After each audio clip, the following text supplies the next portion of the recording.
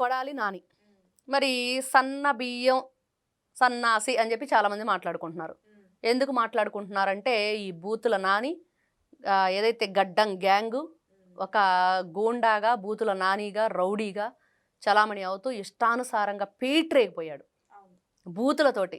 ఎవడు చెప్పాడు, ఎవడవాడు, ఇవే మాటలు. ఇంక అసలు ఎక్కడ మంచి చెడు మీరు వారు అని మాట్లాడటం లేదు. వాడు వీడు అమ్మల్ని ఇట్లాంటి అన్నీ కూడా ఎల్ భాష ఉపయోగించుకుంటూ ఆయన ఎన్ని రకాలుగా చేస్తూ మాట్లాడారో కూడా చూసాం.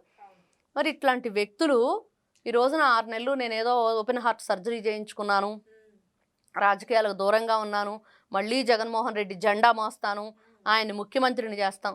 మీరు చేసిన తప్పులు ఈ రోజున లెక్క పెట్టలేనని ఉన్నాయి. మీరు మాట్లాడిన మాటల్ని మళ్ళీ వెనక్కి తీసుకోలేరు. ఏ విధంగా జనంలోకి వస్తారు?